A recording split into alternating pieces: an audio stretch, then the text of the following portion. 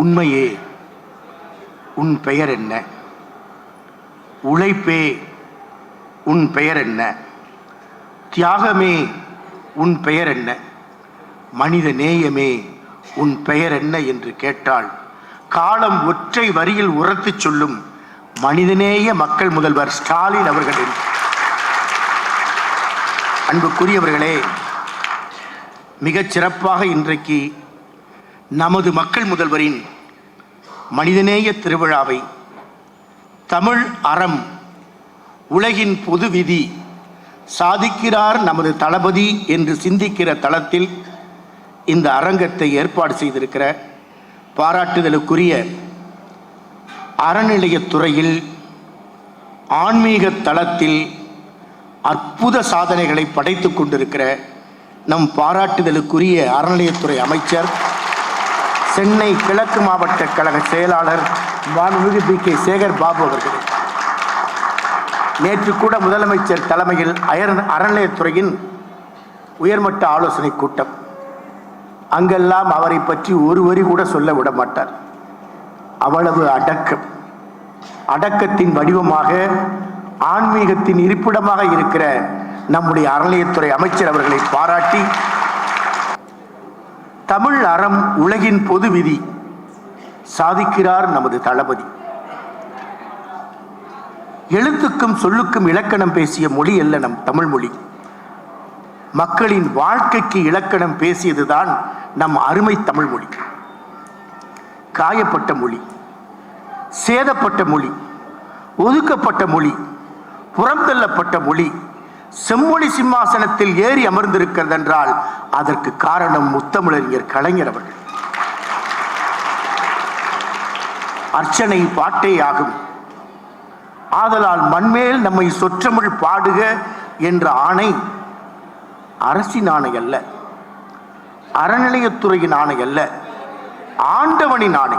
சுந்தரப் பெருமானுக்கு இறைவனிட்ட ஆணை. அந்த ஆணை ஆலயங்களில் நிறைவேற்ற முடியாமல் இருந்த காலத்தை மாற்றி இன்று எங்கும் தமிழ், எதிலும் தமிழ், ஆலயத்தில் அருமை தமிழ் என்ற புரட்சியை செய்தவர். தமிழுக்கு எத்தனை சிறப்பு, அது பட்டியலிடலாம். அதற்கு இந்த அரங்கம் போதாது, நேரம் போதாது. அருந்தமிழ், ஆரா அருந்தமிழ், இசைமொழி தமிழ், இன்புறும் தமிழ், உருவாகும் ஒண்டமிழ், உரையார் தமிழ், ஏறினார் தமிழ், ஒண்டமிழ், ஒளிரும் தமிழ், கலைமொழி தமிழ், கலை வளர் தமிழ், சங்கமொழி தமிழ், செந்தமிழ், குளமார் தமிழ், குற்றமிழ் செந்தமிழ், குன்றார் தமிழ், ஞானமிக்க தண்டமிழ், ஞானத்தமிழ், சந்தநிறை தமிழ், சீர்மிகுந்த தமிழ், செந்தண்டமிழ், தவமல்கு தமிழ், திருநெறிய தமிழ், தேனார் தமிழ், நற்றமிழ், முத்தமிழ், வளமார் தமிழ், விளையுடை அருந்தமிழ். இன்னும் நிறைய இருக்கிறது. இத்தனை தமிழ் இருக்கிற சிறப்புக்கு, செம்மொழி என்ற சிறப்புக்கு காரணம் முத்தமிழறிஞர் கலைஞர் தான். தமிழ் அறத்தில் அறத்தின் வடிவம்தான் அருமை தமிழ் மொழி. அறம் வேறு தமிழ் வேறு என்று பிரிக்க முடியாது. அகம் புறம் என்ற பண்பாட்டு தளத்தை காலம் தொட்டு, தொன்மை காலம் தொட்டு வலியுறுத்தியதுதான் தமிழர் நாகரிகம்.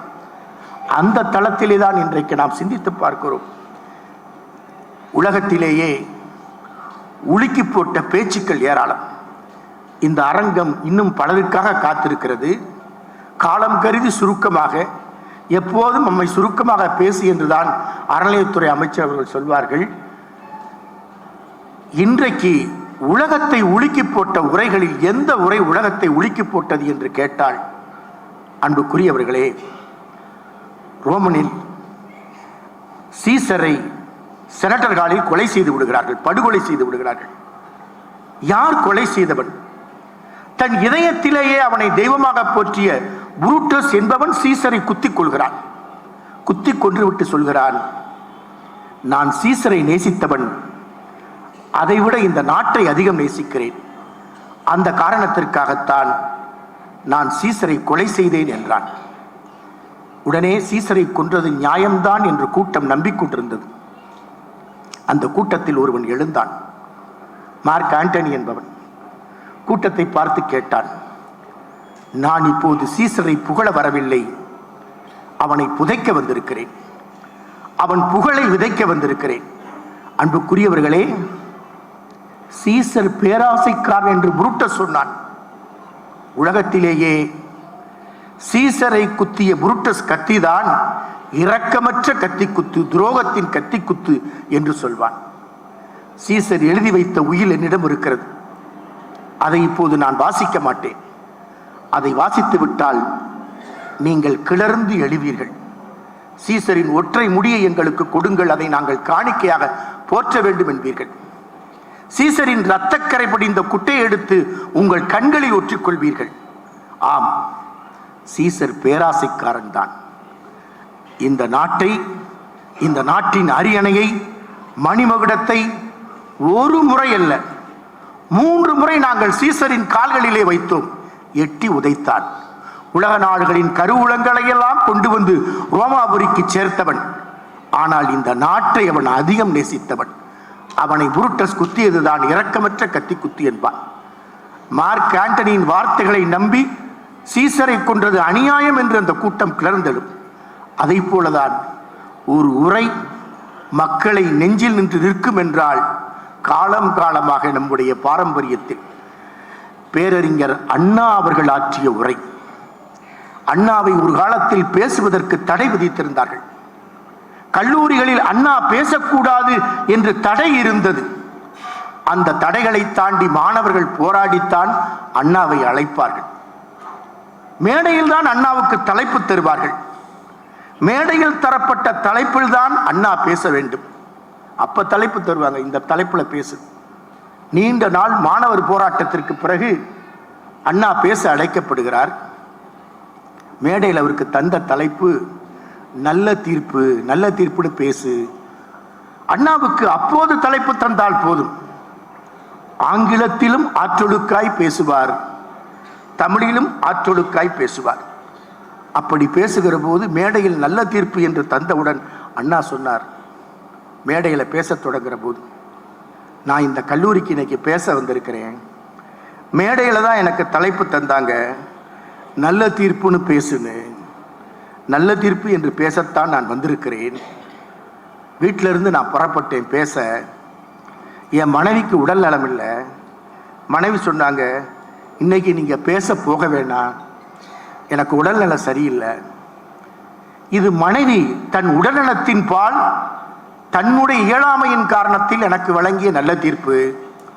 நான் மனைவிட்ட சொன்னேன், இன்னைக்கு நான் பேசத்தான் போகணும், மாணவர்கள் காத்திருக்கிறாங்க, கொஞ்சம் பொறுமையாயிரு, மாலையில் மருத்துவமனைக்கு உன்னை அழைத்து போகிறேன். யார் சொல்கிறார்? அண்ணா என்று சொல்லிவிட்டு நான் பேச போக வேண்டிய நியாயத்தில் இருக்கிறேன் என்பதற்காக நான் வழங்கிய நல்ல தீர்ப்பு.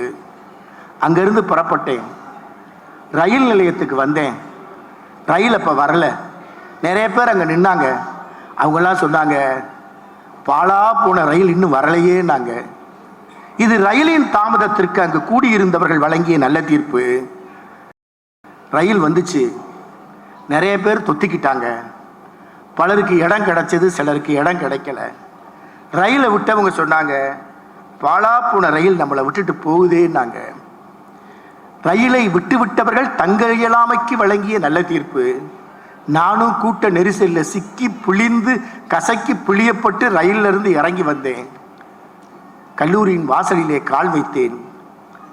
இந்த கல்லூரியின் வாசலில் நான் கால் வைக்க கூடாது என்று மாணவர்களிடம் நான் பேசிவிட்டால் மாணவர்கள் கெட்டுப்போவார்கள் என்று கல்லூரி நிர்வாகம் நெடுநாளாய் என் பேச்சிற்கு தடை விதித்தது. இது கல்லூரி நிர்வாகம் என் பேச்சுக்கு வழங்கிய நல்ல தீர்ப்பு. இல்லை இல்லை, நீ பேசித்தான் தீர வேண்டும் என்று மாணவர் பட்டாளம் போராடி பேசி என்னை இந்த அரங்கத்திற்கு பேசவா என்று அழைத்திருக்கிறது. இது மாணவர்கள் என் பேச்சுக்கு வழங்கிய நல்ல தீர்ப்பு என்று அண்ணா முடிப்பார். அந்த அண்ணாவின் அருமை தம்பிதான் நம் முத்தமிழறிஞர் கலைஞர். ஐயா பீட்டர் அல்போன்ஸ் இருக்கிறாங்க. 15 சட்டமன்ற உறுப்பினரோடு சட்டமன்றத்திற்குள் நுழைந்த போது முத்தமிழறிஞர் கலைஞரின் முத்தான கன்னி பேச்சு நங்கவரம் பண்ணையை பற்றிய பேச்சு. உலகத்தை உலுக்கி போட்ட உரைகளில் அந்த உரை முக்கியத்துவம் வாய்ந்தது. சட்டமன்றத்தின் வரலாறு இருக்கிற வரை என்றைக்கும் நினைக்கப்படுகிற உரை. யாருக்காக? முழுவயிறு காணாதார், முதுகெலும்பு முறிய பாடுபடுவோர், வாழ்வின் சுவை காணார், வலியோரின் பகடைக்காய்கள், ஓடப்பர், இவரெல்லாம் உயரப்பராக மாற வேண்டுமே. இனிக்கும் கரும்பை பயிரிட்டவன் கசந்து போய் கிடக்கிறானே. தேங்காயை பயிரிட்டவன் தேங்காய்க்குள் இருக்கும் தண்ணீரை போல கண்ணீரை சிந்துகிறானே. இவர்கள் வாழ்வு மலர வேண்டுமே. என்ன வழி என்று சிந்தித்த நங்கவரம் பண்ணை பேச்சுதான் பின்னாளில் அவரை உழவர் சந்தை உருவாக்குவதற்கு காரணமாய் அமைந்தது. இடைத்தரகர் இல்லாத விவசாய பொருளாதார வாழ்விற்கு அடித்தளம் விட்டவர் முத்தமிழறிஞர் கலைஞர் அவர்கள். எண்ணி பார்க்க வேண்டும், ஒரு பண்பாட்டின் தொடர்ச்சி. அதன் தொடர்ச்சி தான் இன்றைக்கு மனிதநேய மக்கள் முதல்வர்கள். முத்தமிழறிஞர் கலைஞர் சொன்னார், சொன்னதை செய்வோம், செய்வதை சொல்வோம். ஆனால் நம்முடைய மனிதநேய மக்கள் முதல்வர் சொன்னார், சொன்னதை செய்வோம், செய்வதை சொல்வோம், சொல்லாததையும் செய்வோம் என்றார். இந்த நிலையிலே தான் நாம் நிறைய சிந்திக்கலாம். அதில் நம்முடைய அறநிலையத்துறை அமைச்சர்கள் இதை ஒரு நல்லிணக்க மேடையாக அமைத்திருக்கிறார். சமய நல்லிணக்கம், அரசியலுக்கு அப்பாற்பட்ட சமய நல்லிணக்கம். எண்ணி பார்க்க வேண்டும். அறநிலையத்துறை அமைச்சராக இருந்து கொண்டு ஒரு நல்லிணக்க மேடையை உருவாக்குகிறார் என்றால் அதுதான் பெரும் பாராட்டுக்குரியது. நண்பர்களே, நம்முடைய பீட்டர் அல்போன்ஸ் ஐயா அவர்கள் வந்திருக்கிறார்கள். நம்முடைய மறைந்த குன்றக்குடி அடிகளாரோடு நெஞ்சம் நிறைந்து இருந்தவர். அதை போலதான் டி.ஆர். பாலு அவர்கள் 1960களிலேயே சென்னையில் திருக்குறளை தெருதோறும் பரப்புவதற்கு டி.ஆர். பாலு அவர்கள் களம் அமைப்பதற்கு நம் குன்றக்குடி அடிகளார் உறுதுணையாக இருந்தார். நண்பர்களே, 1982 நான் காலம் கருதி பல செய்திகளை விட்டுச் செல்கிறேன். 1982 அன்றைக்கு மாண்புமிகு முதல்வர் புரட்சித் தலைவர் எம்ஜிஆர் அவர்கள் குமரி மாவட்டம் இரத்தக்கரை படிந்த நிலையில் இருந்தது. இரத்தக்கடல் சங்கமித்துக் கொண்டிருந்தது. மதத்தின் பெயரால் படுகொலைகள், சண்டைகள் நடந்து கொண்டிருந்தன. அந்த நேரத்திலே இழப்பதற்கு என்ன இருக்கிறது, இருக்கின்ற ஒரு உயிரை தவிர என்று குன்றக்குடியிலிருந்து புறப்பட்டார் அடிகளார் அவர்கள். அமைதி நல்லிணக்க பணிகள் கிறிஸ்தவ சகோதரர்களோடும் அன்றைக்கு மறைமாவட்ட ஆயராக இருந்த ஆரோக்கியசாமி பெருந்தகை இஸ்லாமிய நண்பர்கள் இணைந்து அந்த அமைதி பணியை செய்தார்கள். ஒரு நாள் அல்ல, 2 நாள் அல்ல, 40 நாட்களுக்கு மேலாக கன்னியாகுமரியிலேயே தங்கி, நாகர்கோவிலிலேயே தங்கி அந்த பணி. ஒரு கட்டத்தில் ஒரு பெரிய சவால். கிறிஸ்தவ சகோதரர்கள் கடலுக்குள் மீன் பிடிக்க செல்வார்கள். பிடித்து வருகிற மீனை வாங்க மாட்டோம் என்று இன்னொரு பிரிவினர் புறக்கணிப்பார்கள். இருவருக்கும் நல்லிணக்கத்தை எப்படி ஏற்படுத்தலாம்? கிறிஸ்தவ சகோதரர்கள் பிடித்து வருகிற மீனை அல்லது வேறு சமயத்தவர் பிடித்து வருகிற மீனை வாங்க மறுத்த போது நம்முடைய மகா சன்னிதானம் சைவ ஆதீனத்தின் மடாதிபதி தன் வாழ்நாளில் ஒரு முறை கூட தொட்டு பார்த்திராத மீனை ஏந்தி கையில் பிடித்து கூவி ஏலம் போட்டார். வாங்க மறுத்தவர்கள் ஓடி வந்து வாங்கினார்கள். சட்டமன்றத்தில் அன்றைய முதல்வர் புரட்சித் தலைவர் எம்ஜிஆர் அவர்கள் சொன்னார்கள், தமிழ்நாட்டின் மடாதிபதிகள் குன்றக்குடி அடிகளார் காட்டுகிற நல்லிணக்க பாதையில் பயணிக்க வேண்டும் என்றார்கள். நல்லிணக்கம் என்பதும் என்றைக்கும் இந்த மண்ணில் தமிழ் அறம் சார்ந்தது என்பதை நாம் புரிந்து கொள்ள வேண்டும். அதே போலதான் சுனாமியின் தருணத்தில் நாம் அமைதிப்பணி ஆற்றினோம். சடலங்களை அடக்கம் செய்கிற பணி. வேளாங்கண்ணி தேவாலயத்தின் வாசலிலும் பிணங்கள் கிடந்தன, அழுகி நாறிப்போன பிணங்கள். நாகூர் தர்கா வாசலிலும் பிணங்கள் மிதந்தன. கன்னியாகுமரி கடற்கரையிலும் விவேகானந்தர் பாறைக்கு அருகேயும் பிணங்கள் மிதந்தன. எல்லாவற்றையும் அடக்கம் செய்தோம். நமக்கு ஏதோ ஒரு அறிவுறுத்தல், ஆர்ப்பரிக்கும் அலைகள் அறிவுறுத்துகிறது. என்ன அறிவுறுத்துகிறது? கோர தாண்டவமாடிய அந்த பேரலைகள் இதைத்தான் நமக்கு அறிவுறுத்தியது. மனிதர்களே, மரணத்திற்கு இந்து இல்லை, மரணத்திற்கு இஸ்லாமியன் இல்லை, மரணத்திற்கு கிறிஸ்தவன் இல்லை. மரணம் எப்படி சகலருக்கும் பொதுமையோ அதை போல நீ வாழும் காலத்தில் புதுமையாய் வாழ்ந்து காட்டு என்றுதான் சொல்லிவிட்டு சென்றிருக்கிறது. இதுதான் தமிழ் மண் நமக்கு தந்த அறம். அந்த அறத்தை தான் இன்றைக்கு நாம் எண்ணி பார்க்கிறோம். நிறைய செய்திகளை சிந்திக்கலாம். குறிப்பாக உக்ரைனுக்கும் ரஷ்யாவுக்கும் நடக்கிற போரில் போர்த்தளத்தின் இடிபாடுகளுக்கு இடையே ஒரு சின்னஞ்சிறிய குழந்தை தப்பி வருகிறது. கட்டடங்கள் தரைமட்டமாகிவிட்டது. பெற்றோர்களை இழந்துவிட்ட குழந்தை தனியாய் அழுது கொண்டிருக்கிறது. பத்திரிகையாளர் படம் பிடிக்கிறார், கேட்கிறார், are you Ukraine, are you ரஷ்யன்றார். குழந்தை பேசல, அழுகுது. Are you Christian, are you முஸ்லீம்ங்கிறது. அப்பையும் குழந்தை பேசல, அழுகுது. இப்ப திரும்ப அந்த குழந்தை அழுகையை நிறுத்திட்டு சொன்னது, are you Ukraine, are you Russian என்பதற்கும் பதில் இல்லை, are you Christian, are you Muslim என்பதற்கும் அந்த குழந்தை அழுது கொண்டுதான் இருந்தது. இப்போது சொன்னது ஐ எம் ஹங்கிரி என்றது, நான் பசித்திருக்கிறேன் என்றது. நண்பர்களே, பசிக்கு சாதி இல்லை, மதம் இல்லை, மொழி இல்லை. அதனால்தான் நம்முடைய மனிதநேய முதல்வர் அவர்கள் ஏழை குழந்தைகளுக்கு இப்போது காலை சிற்றுண்டி திட்டத்தை வழங்கி ஒரு மகத்தான புரட்சி செய்திருக்கிறார். வாடிய பயிரை கண்டபோதெல்லாம் வாடிய வள்ளல் பெருமானின் தாயுள்ளம், அந்த தாயுள்ளம் கலைஞரிடமும் உண்டு, நம்முடைய தளபதியிடமும் உண்டு. எவருமே செய்யாத பணியை செய்தார்கள். 108 ஆம்புலன்ஸ் இன்னைக்கு நம்ம மறந்துட்டோம். உயிர் காக்கிற ஒரு குறிப்பிட்ட நேரத்திற்குள் ஒரு உயிரை காக்கவில்லை என்றால் விபத்தில் சிக்கிய உயிரையோ வேறு எந்த பேராபத்தில் சிக்கிய உயிரையோ கோல்டன் அவர்ஸ் என்ற நிலையில் காப்பாற்றப்பட வேண்டும்.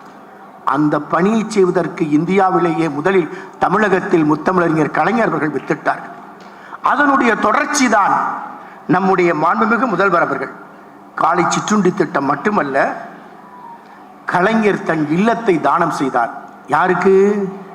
மருத்துவமனையாக வேண்டும். கோபாலபுரம் இல்லம் எத்தனையோ பல மகத்தான சாதனை நிகழ்த்தி அந்த எளிய குடில் பிற்காலத்தில் மருத்துவமனை ஆக வேண்டும் என்று எழுதினார். அவருடைய அருமை புதல்வர் நம் ஸ்டாலின் அவர்களோ தன் உடல் உறுப்புகளையே மனைவியோடு சேர்ந்து தானம் வழங்கி இருக்கிறார். நிறைய சிந்திக்கலாம். குறிப்பாக நேற்றைய நடைபெற்ற கூட்டத்திலே நம்முடைய அறநிலையத்துறை அமைச்சர் செய்திருக்கிற சாதனை அவரின் சாதனை என்றல்ல, நம்முடைய முதல்வர் அவர்களுக்கு அவர் கருவியாக இருந்து செய்கிற சாதனை. தமிழ்நாட்டில் தமிழக திருக்கோவில்களிலே கிராமப்புறங்களில் இருக்கிற கோவில்களுக்கு ஒரு காலத்தில் 1 லட்சம் தான் கொடுத்தாங்க. அதுவும் சில நேரங்களில் நெருக்கடியாய் நின்று போனதும் உண்டு. ஆனால் அதை கடந்த ஆண்டு கிராமப்புற திருக்கோவில்கள், ஆதி திராவிட மக்கள் வசிக்கிற திருக்கோவில்கள், பழங்குடியின மக்கள் வசிக்கிற திருக்கோவில்களில் கடந்த ஆண்டு 2500 கோவில்களுக்கு 2 லட்சம் கொடுத்தாங்க.